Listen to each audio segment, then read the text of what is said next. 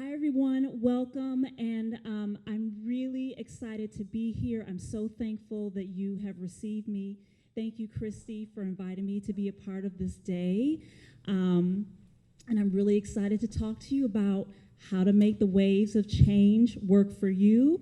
And I will just give you fair warning that I went hard on this theme, so you will see that carried throughout. But before we get started, and hopefully this won't have you guys go back into your food coma, I'd love to do a little bit of a visualization. So imagine, this looks like a great place to be right now, right?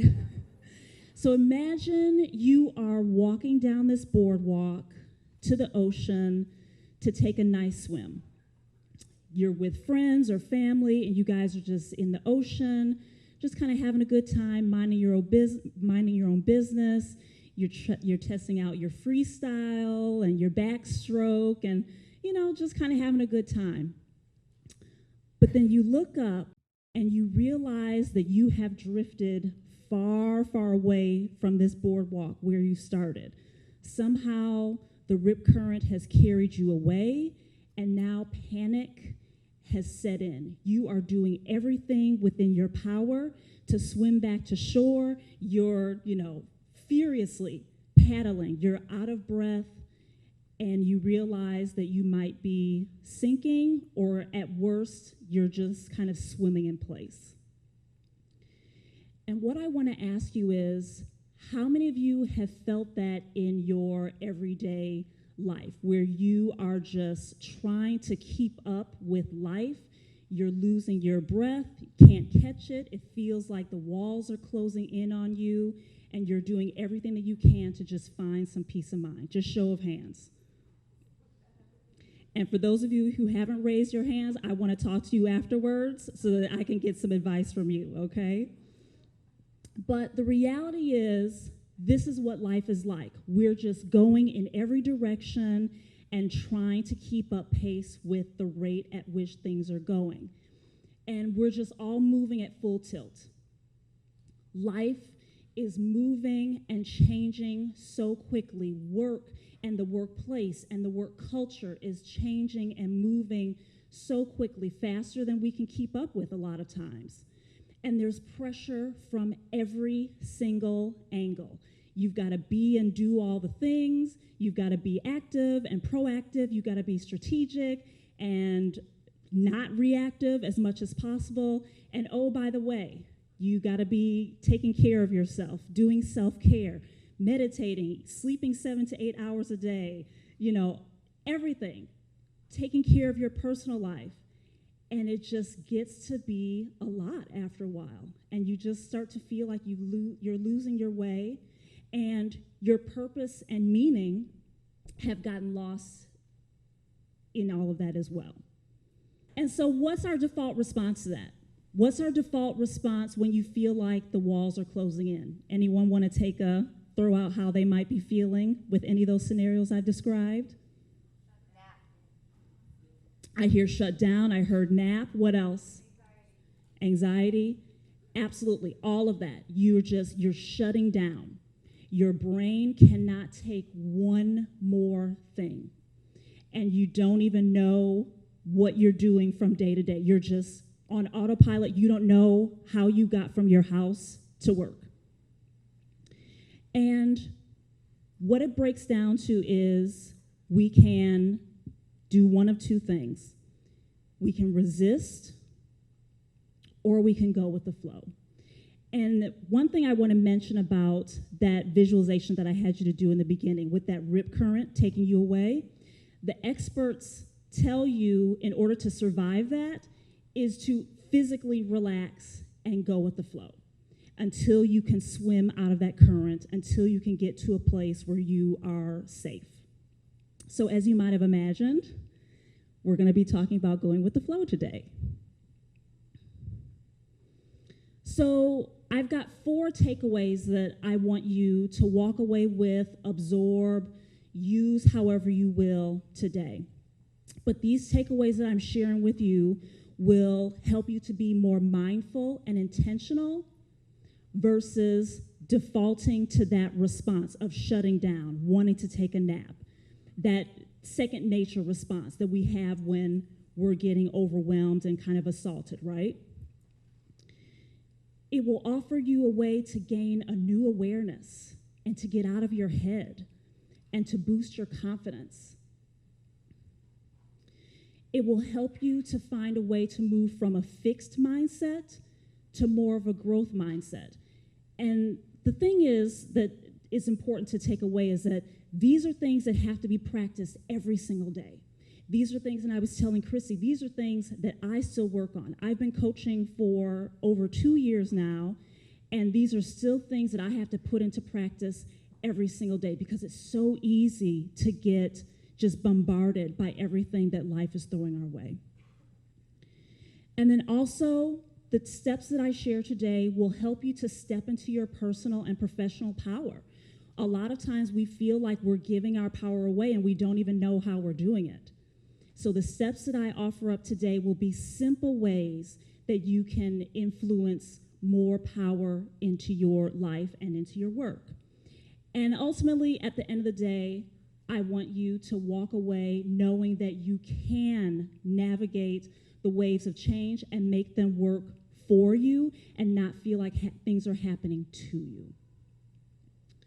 So, what about me though? What do I know about all of this? So I don't surf, I'm not a boater, I don't go fishing, but I have worked in situations and environments that have completely made my head spin. I worked at Sony Pictures, which, as you might imagine, working with talent and directors and producers that think that they are God's gift to the world, you are at their beck and call. You know, if you get a call or a text at 10 o'clock on a Friday night, you're expected to do something about it. So that can cause some crazy making for sure. I've worked for Intel, which, as you might know, that's a global technology company, and they are, I mean, talk about the pressure that comes from them. They operate in zeros and ones. And they tell you this when you first start working on the business. We are zeros and ones, so there is no middle ground. So you better get it right, or you're going back to the drawing board. So working in those types of environments really helped me to cut my teeth in finding a way to find calm in the middle of the storm.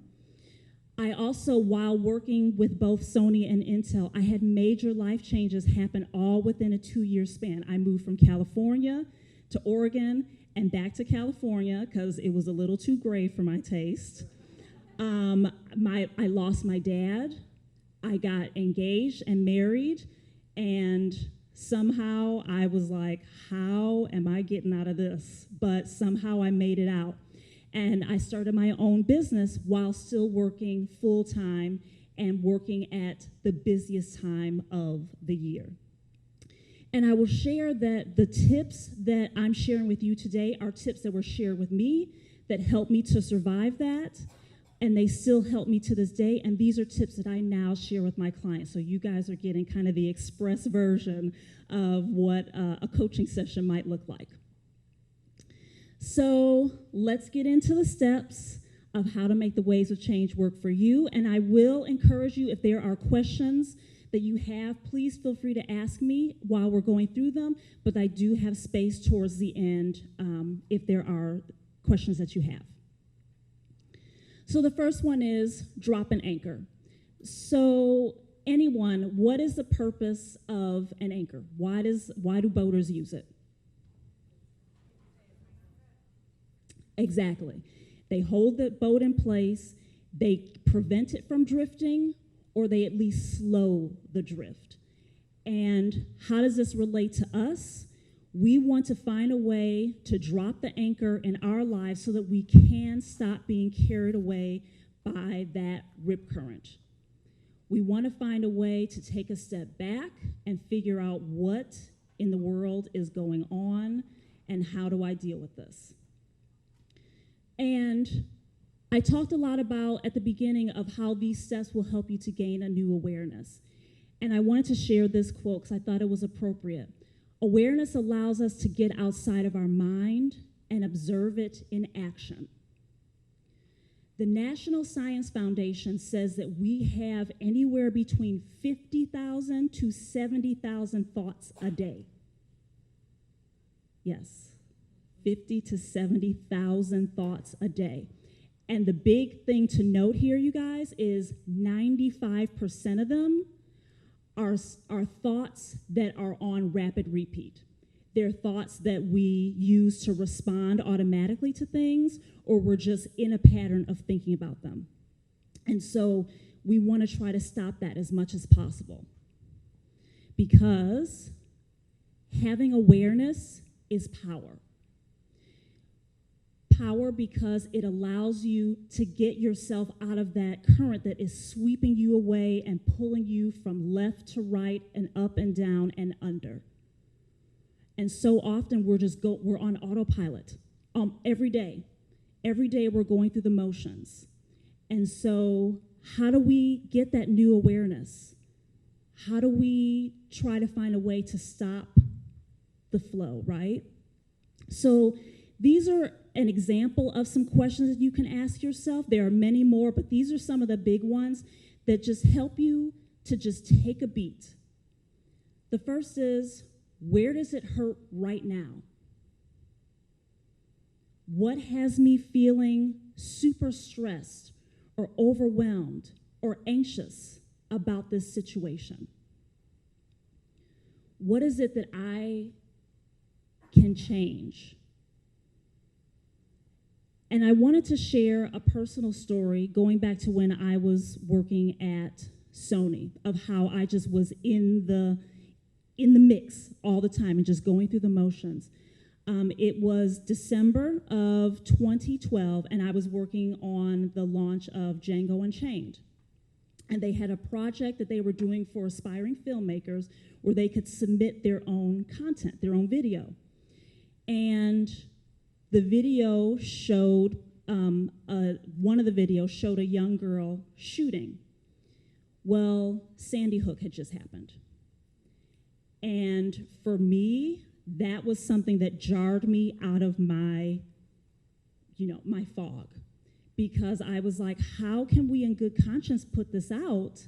And it's such a sensitive time for the nation right now. And so I raised my hand and pushed back a little bit. And the response I got was, oh, well, we'll just have the filmmaker change it. But it didn't, he just changed who was actually doing it, not changing the actual content. And so for me, that's what got me out of my daily, autopilotness. It helped me to stop and think, oh, this doesn't feel right to me right now. What steps do I need to take to start getting out of this? And to put another way, how this can relate to you is, if you don't know what the pain is, you don't know how to fix it. Think about when you go to the doctor. And if you just go and say, I've not been feeling good, and then the doctor says, well, what's not feeling good? Well, if you can't say where it hurts, what the intensity of the pain is, he doesn't know or she doesn't know what treatment to provide. They don't know what tests to order. They don't know what medicine to give you. So that's how this relates to us in trying to find out how we can stop the autopilot. So why this works? What are the benefits to this? The first is it pauses that default response that I talked about. It gets you off autopilot and moves you in a different direction, or starts to move you in a different direction. The second is it gets you out of your head. We're in our heads so much, and we're just having that constant conversation with ourselves of, I have to do this, I have to be here, I've got to do that. But we don't even think about what is a different choice that I can make. It can be an immediate relief for stress and anxiety. Like I talked about, that constant conversation that we're having in our head. If we just share that with someone or write it down, it takes the power away immediately. It doesn't fix it immediately, but it does take the intensity down a little bit, because you've stopped the internal dialogue. How many of you can relate to that internal dialogue where you're just telling yourself, no, I gotta do this, I have to be here, I have to do that? Anyone?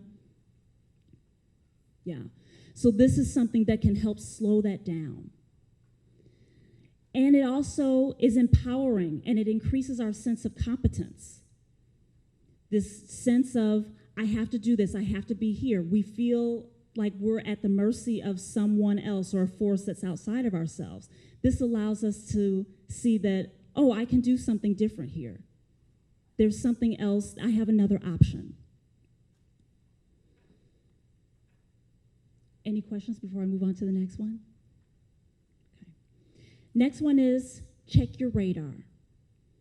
So a radar, for any of you recreational boaters out there, a radar is a tool that helps you to see through dark and stormy and foggy conditions, but it also helps you to avoid collisions. And what that means for us is, a lot of times we are in the fog. This is kind of like the amplified version of just being in our heads. We're in a fog. We're just going through the motions, and we don't know what we're continuing to butt up against. We don't know what we're running into because we're not really breaking it down. We just know that, okay, I just want to move past this. This sucks. I don't like the way this feels right now. Let's just wrap this up and move on. But we haven't really dealt with the actual obstacle. And I'm talking about chronic obstacles or, chronic situations that are problematic, not acute ones, because, obviously those happen as much as possible. But we're just talking about those things that are chronic issues. And the thing I want to say about this is those chronic issues continue to come up because it's the experience that you have to have. And I'm sure some of you are like, what? I'm not really trying to have this experience over and over again. And an example that I can share from this, from a recent client that I was working with, he's a job jumper. I've known him for 6 or 7 years before I started working with him, and he is a job jumper. He gets about 1.5 years in and starts, experiencing a challenge at the job, and he's like, okay, I gotta go. I'm gonna quit. And so in this job that he's in right now, he reached out and he said, okay, I'm at that point where I want to quit again. Help me. And as we were in our conversations, he was always agitating this issue. He just kept talking about what was bad about what he was doing, why he didn't like it. And finally, I asked him, what if where you are is exactly where you need to be? What if where you are is the perfect place for you right now? And that rocked his world. He was like, really? Are you sure about that? And then as we kind of talked about it, he realized that there were things that he was stepping over when he got to this point in his career at a certain company. And he was like, okay, I think that there is something that I can learn here. But took him years to get this. And it wasn't until I took a step back and asked him, what can you learn from this? So checking our radar allows us to start seeing through the fog and avoiding that collision. It's some questions that we can ask ourselves to clear up that fog are, what is this experience here to teach me? What can I learn from this? Are there new skills or maybe some new savvy or new way of showing up that I can learn from this? What if this is the best possible place for me right now? And the benefits for this step, it creates that new awareness. So this is just another step down to get you out of that default response of wanting to shut down and ignore and resist, because the reality is things are happening for us, not to us. But it's until we can take a step back and take a look at it in that way, do we realize that. Provides you with that fresh perspective. It again boosts your sense of empowerment, and you're going to see these similar benefits across these steps. And it relieves that mental tension, that anxiety, that overwhelming feeling, that sense of stress. Chart a new course. So we've done our first 2 steps of dropping our anchor. We've checked the radar. Now it's time for us to figure out a new way. It's time for us to figure out that new path using this new perspective and awareness that we have. So Charting a new course really boils down to setting our personal requirements. And those personal requirements are our needs and values, very simply. And these are things that we don't think about on a daily basis, but these are what allow us to show up and to feel like we're making the right decisions and that we're not betraying ourselves. So the needs are short-term requirements. These are short-term conditions, states of being that have to be in place in order for us to feel like we can feel and be and do our best in any situation. Values are over the long term.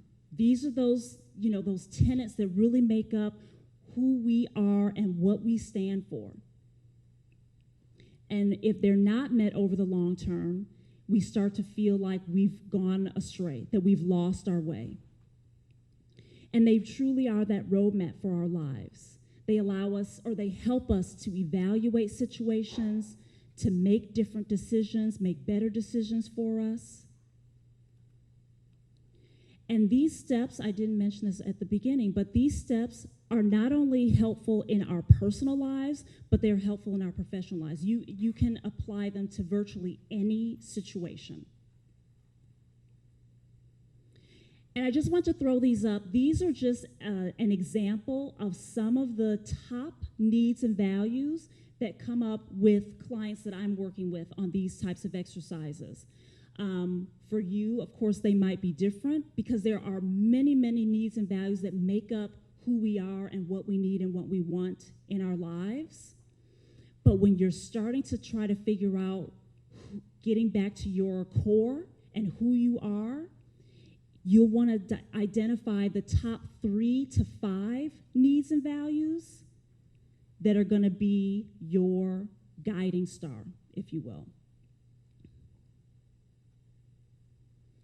So why these steps work? They, again, help you to reconnect. When you have been kind of pulled every which way from Sunday, these help you to find your center again. They help you to get back to who you are, what you need, what you want, in order to feel like you are on the right path. They boost your confidence, and they help you set and protect your boundaries. How many of us have really blurred the lines of our boundaries and it hasn't worked out well for us? Having your clarity on your needs and values helps you to be a better steward of your boundaries and what will and what won't work for you. You know, it will reduce the amount of times that you start saying yes to things that don't really vibe with you. They, again, guide your decision making, and they keep you from betraying yourself. So, number 4, you've all seen this movie? I'm the captain now. Now, I'm not at all advocating that you start overthrowing leadership and start walking in and saying, I'm running this now. Don't talk to me. Don't tell me anything. I'm not saying that at all. But what I am saying here is use this as an opportunity to step into your personal power. That is exactly what this is about. You're using the 3 steps that you have looked at up until this point, and now you are putting all of that into action. You are figuring out what direction do I need to go in now. So some questions that you can start to ask yourself, which are, again, very simple questions, but they can make a huge impact in terms of how you start showing up. How would I like to contribute? Oftentimes we step into a situation where we feel like, oh, okay, I've got to work within this box. I can't step outside of that. But if you don't ask the question, the answer is always going to be no. Always. What impact do I want to make? Another step beyond that you could ask yourself is, what's the legacy I want to leave? If I walked into a room and I overheard people talking about me, what do I want to hear them saying about me? That's the one that gets people a lot, where they're like, ooh, do I want to hear people talking about me? But if it's the right stuff. What would make me feel like I'm in the zone? And we have all in this room had a time or several times where we've been in the zone, where we just feel like there is nothing that can stop us. No one can tell us anything. We know exactly what we're doing, and everything is just falling into place. And this is an opportunity that you can take to reflect on, when was the last time that I was in the zone? When was the last time that everything was firing all cylinders and I felt like I was really being the best possible version of me? And that's something you can reflect on when you're trying to figure out how you want to step out of this, how you want to move forward. And then, what would bring back a sense of purpose and meaning? You know, we talked about at the beginning where life just beats us down sometimes, and we don't know what our meaning and our purpose is, and we lose sight of that, and we're just, we're zombies going through our lives. This is an opportunity for you to take that power back and say, what would be meaningful for me to do? How do I want to impact this work that I'm doing, or how I'm showing up with my friends and family? And then, most importantly, is who can help you? So often, and I will be the first one to admit, I hate asking for help. I feel like I just got to do it all. No one can do it as good as me, point blank, period. But in this step, when you get to this point, the first step is realizing that you can help yourself. That's the very first step. And then once you've identified and given yourself the courage and the confidence to help yourself, then it's reaching out to someone else to say, who can help me take this across the finish line? Who can help me really up-level here? And there's an African proverb that says, if you want to go fast, go alone. And if you want to go far, go together. And that's what asking for help allows.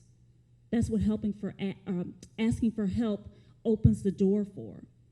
It's not a sign of weakness. And so often we feel like asking for help is a sign of weakness, that we do have to be the only ones doing and being and showing up as ourselves.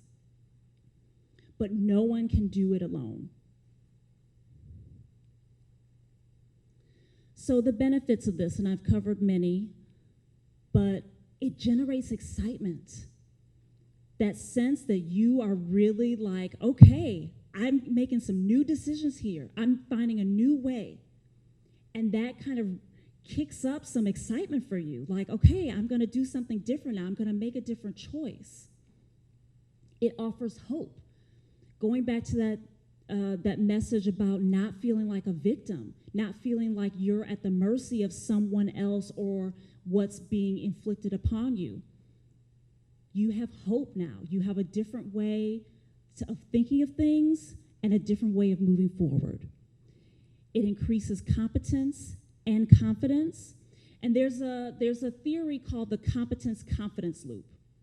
And it's essentially you taking that first step to action that maybe you think you can't take, and then you do it, and it's like, okay, that worked. I didn't fail. Nothing died or no one died. Nothing blew up. And then that boosts your confidence just a little bit.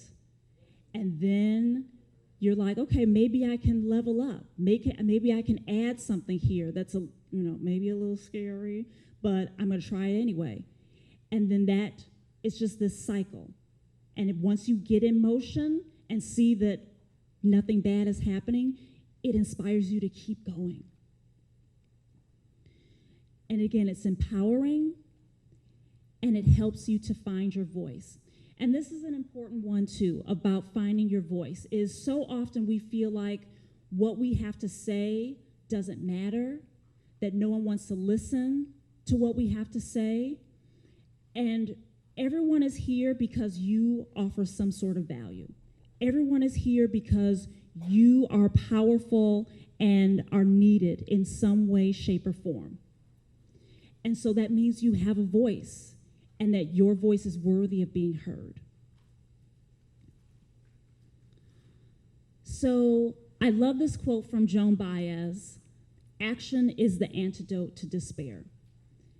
And it's just that sense that if you take a step, it changes the game completely. It may not feel like a huge step. It doesn't have to be big, sweeping changes that you make in your life. But if you just take that one little step forward, it can change the way that you view yourself. It can change the way you view your situation, and know that you have the power to do something about it. So before I move into the closing, are there any questions that I can answer? Oh, overcoming your own resistance. Yeah. So the saying that happens in the professional community, I heard therapists share this, is what you resist persists. So whatever you keep saying, nope, I'm not going to deal with that, that's too much for me to take on right now, it's going to keep coming back.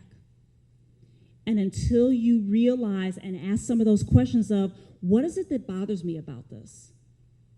What is it that makes my chest tighten up? And that's just a new way of kind of sinking into the moment of, okay, let me stop kind of dipping into what the outside is saying about this, and let me see how I feel about this. You know, our bodies have messages for us. And so that whatever you're feeling from a resistance, if it's a pit in your stomach, if it's tightness in your chest, if you can't breathe, there are messages in all of that. So you want to take a step back from that resistance and ask that question of, what can I learn from this? What is this here to teach me? Latasha. Sometimes you don't know when to drop your anchor. How do you know it's time to drop your anchor? I mean, how do I know that I'm drowning?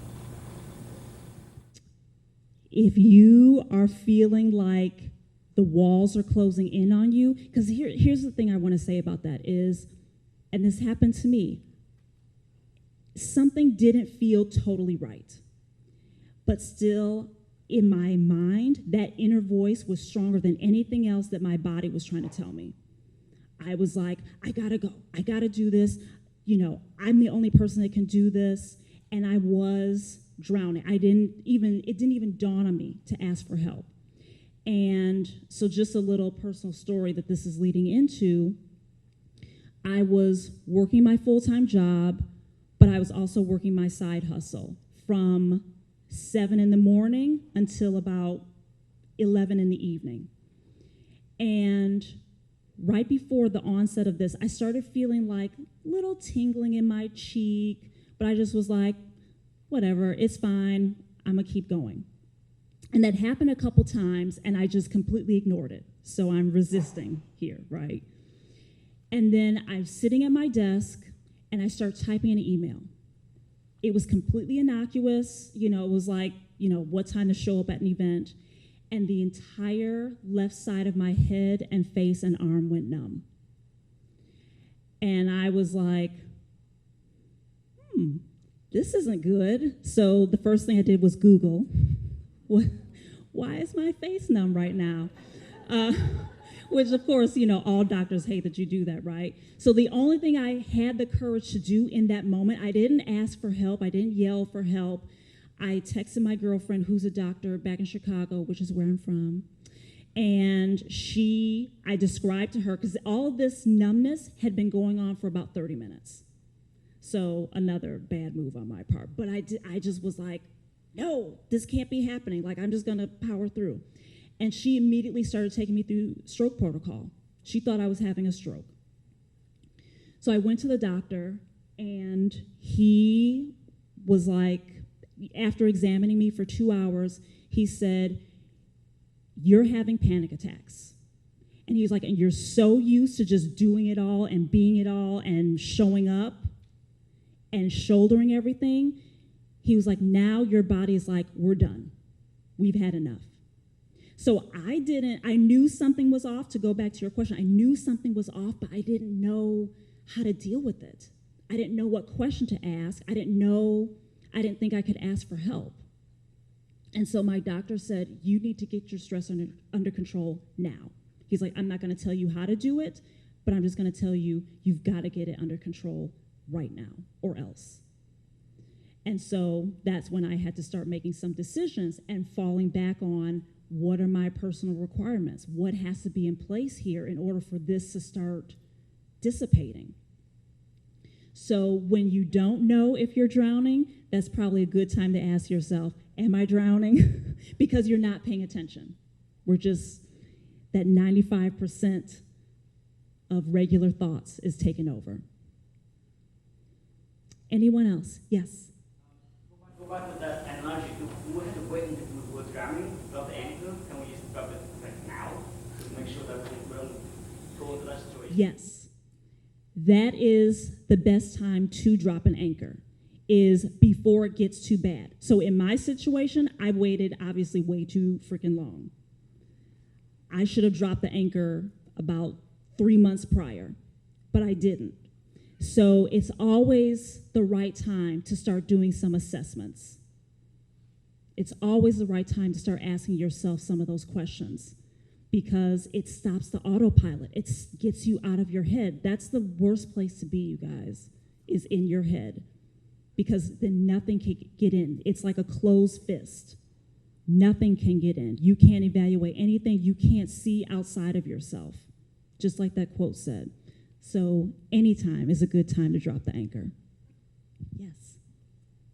It may seem like a silly question, but how do you drop the anchor? How do you stop in the middle of everything that's going on? So dropping the anchor, so I think maybe I made it sound a little too dramatic. You can literally go to the bathroom and drop the anchor. And that, you know what? As soon as that left my mouth, I was like, whoops. Thank you. I'll show myself out. But no, literally you can go outside, and it is something that you can ask yourself. It's not a full-on exploration that you can do. You can just step outside of your office. You can step outside to get a breath of fresh air and just take a deep breath. Breathing is the first way to drop an anchor, you guys. The first way, because that allows you to get recentered. But then you can do it at your desk. When everything is coming at you, you can just not reply right away. You don't have to answer the phone. Just take a breath. Okay, what has me feeling like my head is exploding right now?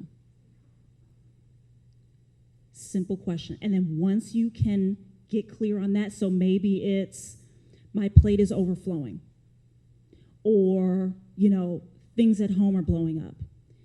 Then you can go into what is something that can wait? What is not on fire right now in this moment?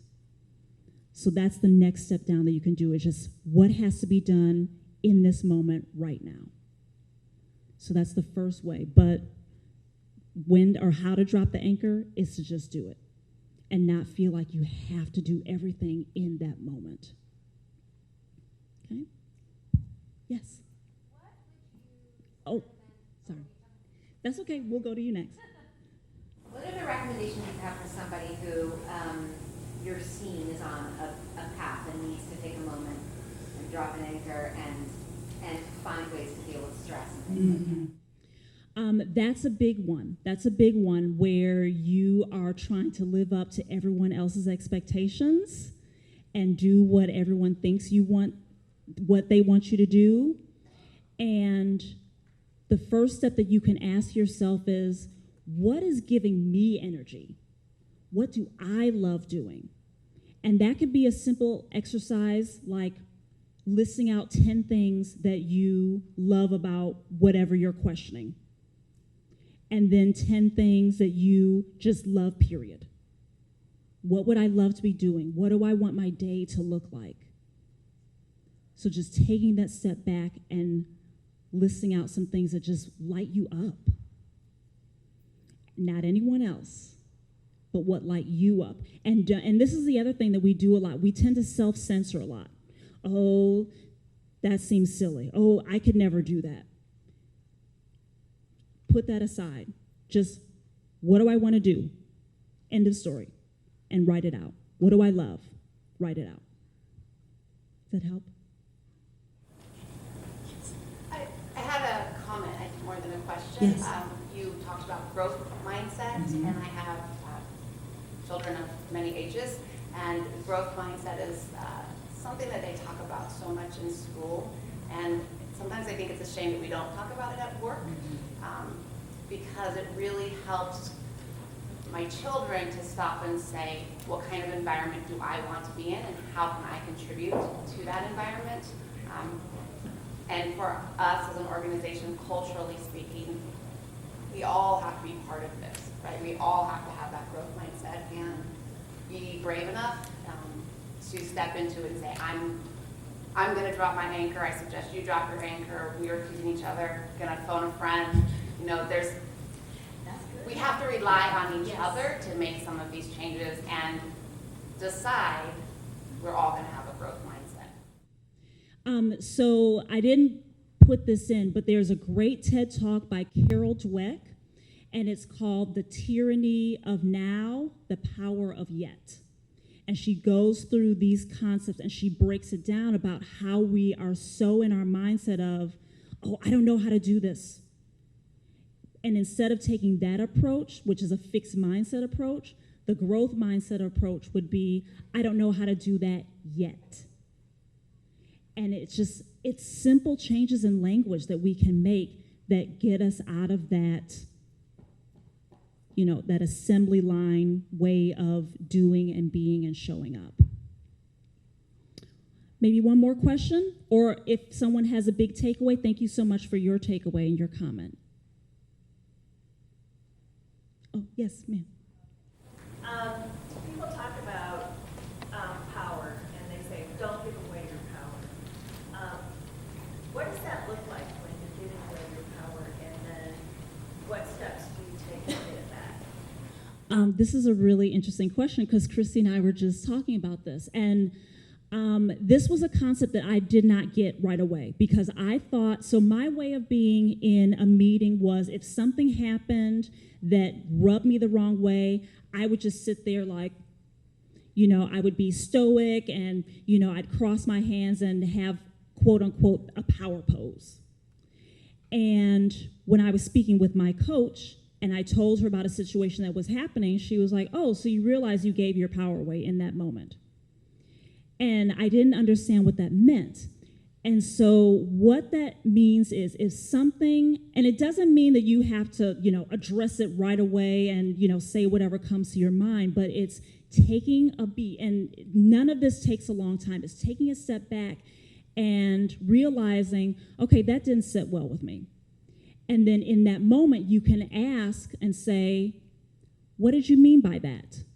Or, that doesn't feel right to me. Could we talk more about that?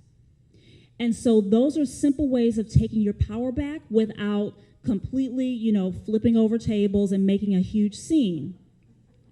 Or what you could do, you could remain quiet in that moment that, where you feel like a lot of mental tension and anxiety kind of popping up. Then you can handle it offline and approach the person or, someone who was kind of leading that situation that rubbed you the wrong way, where you felt like you just had to take it in that moment. And you can say, that I really felt uncomfortable when that came up. Can we talk a little bit more about that? Can I share what's on my mind? So you're asking permission, so you're not just coming in and immediately, rocking the boat. You're asking for permission, but then you're also giving your feelings place and space. Because whatever you're feeling in that moment is completely valid. And so now it's, what do you want to do about that? What action would make sense for you? Is that okay? So we've got a little bit of time left, and I do have a TED Talk that puts a nice little bow on this, but I just want to quickly recap the steps that we talked about. And I love that you guys were using the terminology, so that makes me feel really awesome. Dropping an anchor, number 1. Check your radar. What is that fog that you are in over and over again? What is that collision that you keep running up against over and over again? Ask some questions about it. Chart a new course. What is your foundation going to be? What's your roadmap going forward? What are those personal requirements that you have? And then last, you're the captain. It's time for you to step into your personal and professional power and start asking, how do I want to be, instead of just being what you're expected to be. How do I want to be? How do I want to show up? And then ask the question. And then find that middle ground. So the last piece that I have is, what would water do? And I really love this video because it talks a lot about some of the concepts that we shared here. And it's just, I love his kind of self-deprecating way of approaching this topic. So go ahead, Christy. The last thing I want to add from what would water do is resilience. Think about how many times when the ocean crashes against the shore and land is like, go back, try again. And water keeps coming back no matter how many times the land pushes it away. And so I just want you to take that away too, knowing that you are resilient and that you can keep coming back and trying things a different way. And if it doesn't work, you go at it another way. But just keep coming back and being resilient and finding ways to make the waves of change work for you. Thank you so much for your questions, and thank you for welcoming me here today.